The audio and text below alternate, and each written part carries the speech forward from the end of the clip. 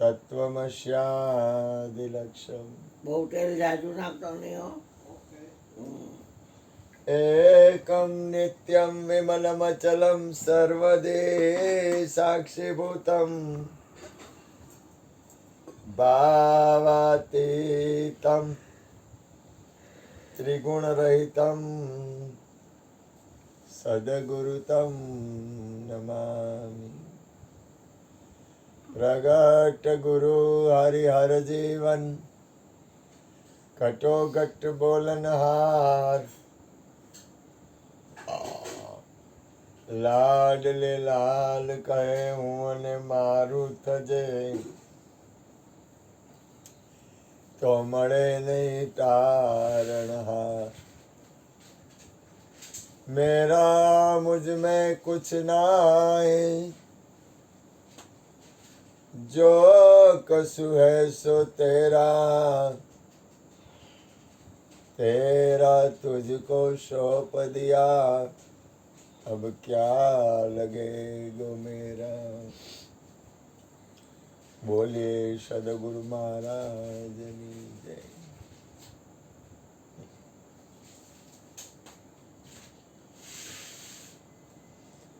સદગુરુની કૃપાથી અહીંયા સદગુરુ મહારાજ નિત્ય સત્સંગ નો લાભ મળે છે.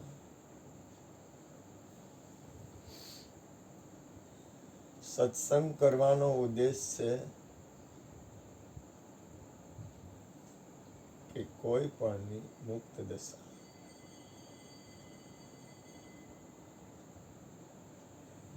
એક દિન એસા આએગા સદગુરુ લજ્જા રાખે કે ના. સદગુરુનું કામ છે મુક્ત કરવાનું.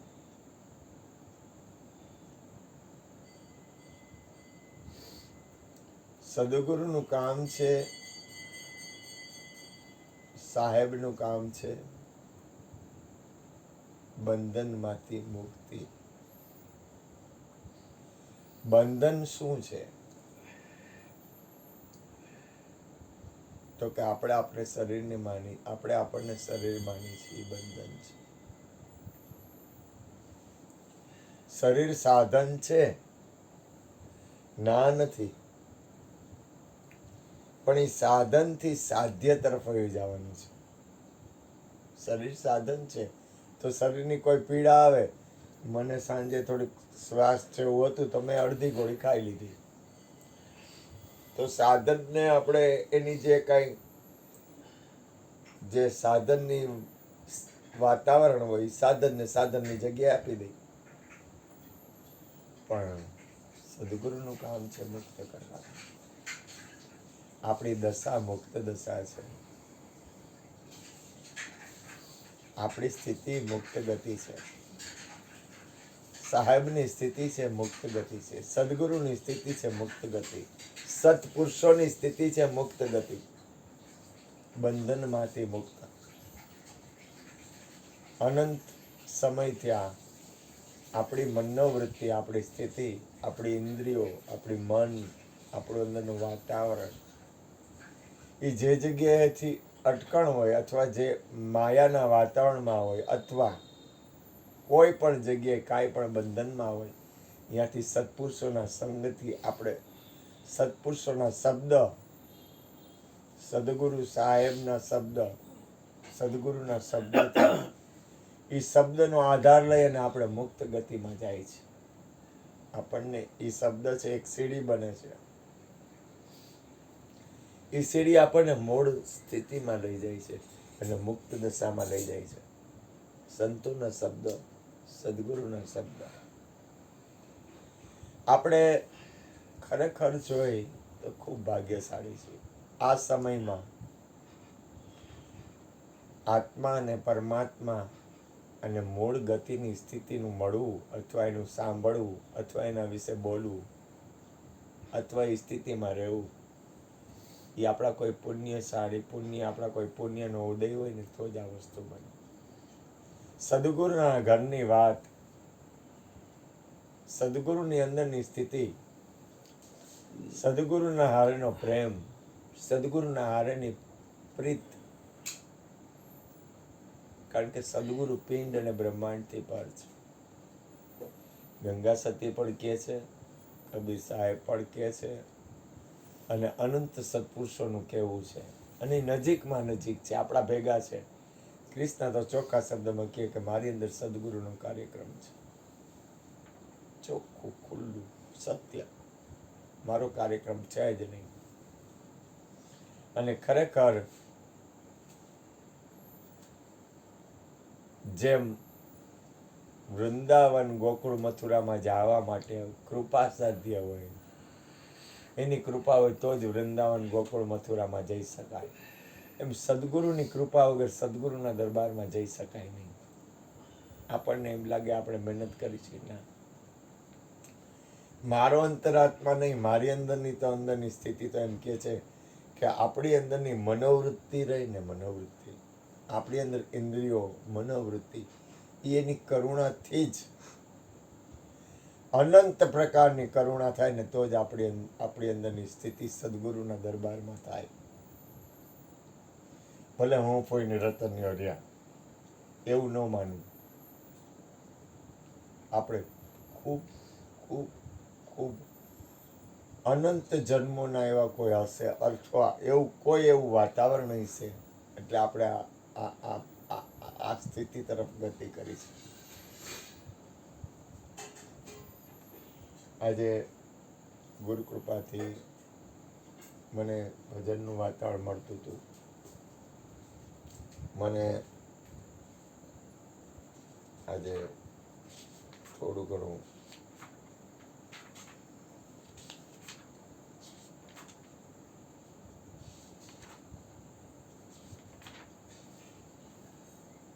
શબનમ વિરમાણી, કબીર સાહેબના ભજન ગાય છે. શબનમ વિરમાણી, ખરેખર એની અંદર સાહેબની બહુ કૃપા છે અને બહુ સારો આત્મા છે. શબનમ વિરમાણી, રામસાગર અને મંજીરા કરતાલમાં ભજન ગાય છે.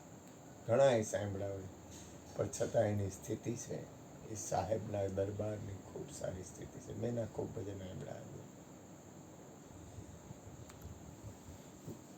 કોઈ પણ મૂળ ગતિ પર સાહેબની, સદગુરુની મૂળ ગતિમાં આપણને કોઈ પણ સંત, મહાપુરુષ અથવા કૃષ્ણ એ આપણને મુક્ત દશામાં લઈ જાય છે. તમે ખરેખર સારા માણસોનો સંગ,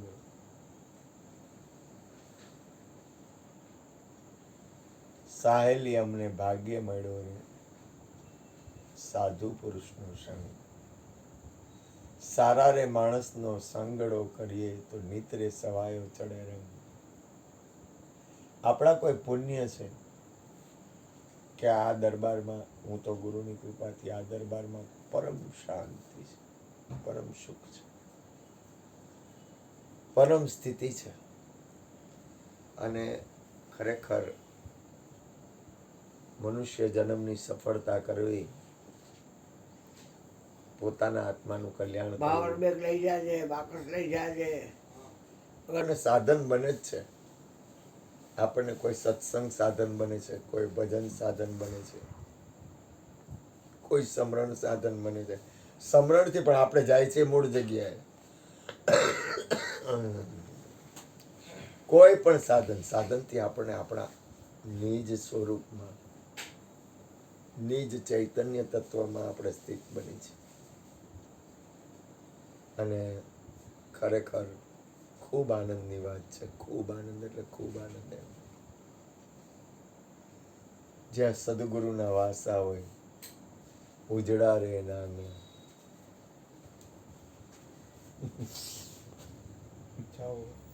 હા બેટા, વિવાહ નહીં કરવા આપની. બબુડી સોળ રહી જશે છુપેલીઓ. તો આપણને સદગુરુ અને સંતોનો સંગ મળે છે. સારી ગતિ મળવી, સારી સ્થિતિ મળવી અને સારો સંગ મળવો ને, ખૂબ ખૂબ, અને શુદ્ધ વિચાર, એમાં પાછા સારા વિચાર મળવો, એ તો બહુ અઘરું છે.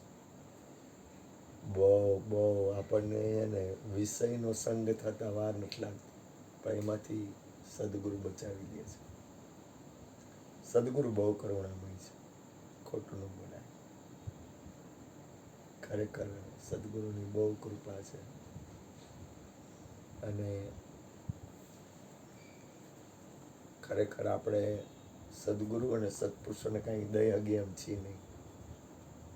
ખરેખર એના હારે આપણે કાંઈ ન કરી હગી. સદગુરુને આપણે કાંઈ દઈ ન શકીએ, ભૂલ છે. આપણને એવું લાગે કે આપણે કંઈક દઈ છીએ, ખોટી વાત છે. સત્પુરુષોને આપણે કાંઈ ન દઈ હગી, કારણ કે આપણી લાયકાત નથી. અને દઈ તો એ કાંઈ એમ આપણું છે જ નહીં. ખરેખર કાંઈ ન કરી હગી આપણે. સદગુરુ પાસે આપણે કાંઈ કરી શકીએ નહીં, કારણ કે સદગુરુ સદગુરુ છે. કારણ કે સદગુરુ છે એ એક એવી ચીજ છે, વસ્તુ આપણને સદગુરુ આપે છે. હવે વસ્તુથી વિશેષ કાંઈ નથી, એ દેવાવાળો સદગુરુ છે. જો તમે વિચાર કરો.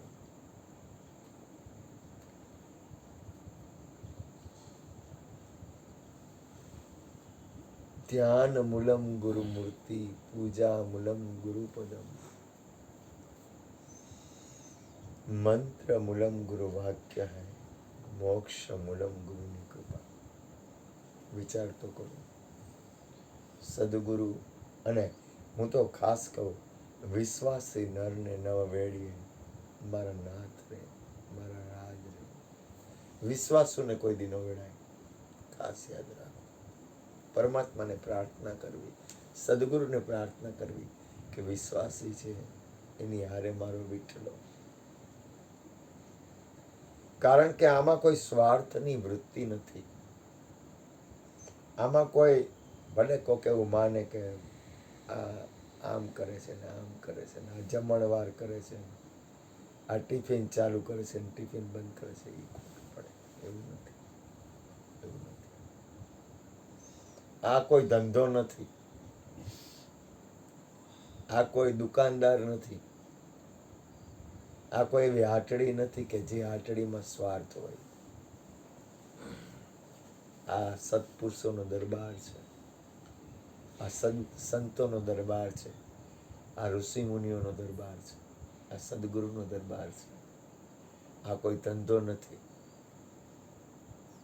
અહીંયા કોઈ ધંધો હાલતો નથી કે અહીંયા કોઈ જેને કહેવાય ને કે કૃષ્ણ ઘણીવાર કૃષ્ણ કહેતા કે અહીંયા કોઈ ભૂવા ધોણવાના ધંધા નથી. આ કોઈ લાલચ ચમત્કાર ને એવું, આ કોઈ એવા ખેલ રમત નથી. ખરેખર એમ આપણને ક્યાંય રોકાણ થવા ન દીધું. સીધા સદગુરુના દરબારમાં ગુરુ મહારાજ આપણને મૂક્યા. હરજીવન બાપાની, કૃષ્ણની, જ્યોતિમાની અને સાહેબની બહુ કરુણા, બહુ કરુણા. સત્પુરુષોની એટલી બધી કરુણા છે ને કે જે આમાં એવું છે કે કોઈ પણ વસ્તુ એની કિંમત છે ને સમજાવી બહુ અઘરી છે.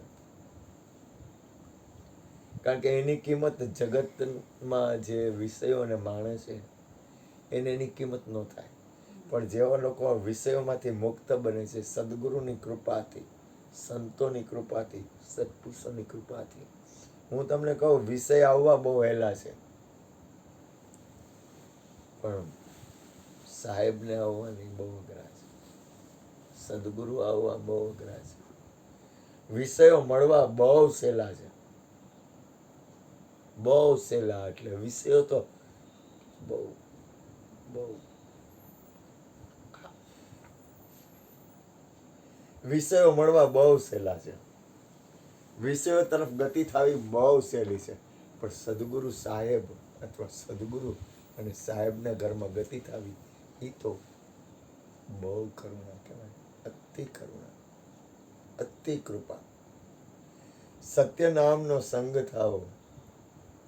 કૃષ્ણના ઘરમાં લખેલું છે સતનામ. કૃષ્ણના દરબારમાં સતનામ લખેલું છે. મારા જ્યોતિમાં પણ સતનામને માનતા. કારણ કે નામ એક એવું છે, સત્ય નામ એક એવું છે જે મુક્ત દશાને મુક્ત દશા તરફ ગતિ કરાવે છે। सत नाम है सदगुरु का और सब नाम है वाला कहे अर्जी मनोर चरणे सदगुरु साहेब तारणहारा सतनाम है तारणहारा। હું તો કહું ખરેખર બાહ્ય વાતાવરણમાં અનંત ઘૂઘરા છે। બાહ્ય વાતાવરણમાં બહારના વાતાવરણમાં અનંત ઘૂઘરા છે, યોગ્ય છે, ખોટું કાંઈ નથી, પણ પરમ તત્વના વાતાવરણમાં સદગુરુના વાતાવરણમાં મુક્ત દશા છે। એટલે હું તો ખરેખર આમ જોતા મને એવું સમજાય છે બાપ કે મારો નાથ દરેક જીવનું કલ્યાણ કરે। કોઈ પણ જાતના રાગ દ્વેષ વગર વિચાર તો કરો, કાંઈ ન મળે, કોઈ જાતના માન અપમાન કાંઈ ન મળે, એક નિજ મસ્તી, એક સદગુરુના દરબારની મસ્તી, એક સાહેબના દરબારની મસ્તી। આપણે દરેકનું મંગલ વિચારી, દરેકનું કલ્યાણ વિચારી અને દરેકને સદગુરુ સાહેબના ઘરમાં, સદગુરુના દરબારમાં મુક્ત દશા મળે એવી હૃદયથી પ્રાર્થના સાથે દરેકનું મંગળ, કોઈ જીવનું મંગળ નહીં, દરેકનું કલ્યાણ, કોઈનું અકલ્યાણ નહીં। અને સદગુરુ સાહેબના ઘરમાં તમારી જ પાસે, તમારા જ અંદર કૃષ્ણ કહે છે ને પ્રગટ પોતાની અંદર છે, બહાર નથી। પોતાની અંદર એટલે જે કાંઈ જે રીતે તમને હેલું પડે એ રીતે। નાત તુમ જાનત હો સબ કટકી મીરા ભક્તિ કરે પ્રગટ। એટલે વાણીને જાજી ન લેતા પણ મારો નાથ વિશ્વનું મંગલ હો, દરેકનું કલ્યાણ હો, એ રીતે વાત કરી, દરેકને હૃદયથી પ્રણામ કરી અને હું અંતરથી પ્રાર્થના કરું કે વિશ્વનું કલ્યાણ હો। અને ગોરધનભાઈને કહું થોડો સત્સંગ આપે, એને મોજ આવે એવું। બોલો સદગુરુ મહારાજની જય।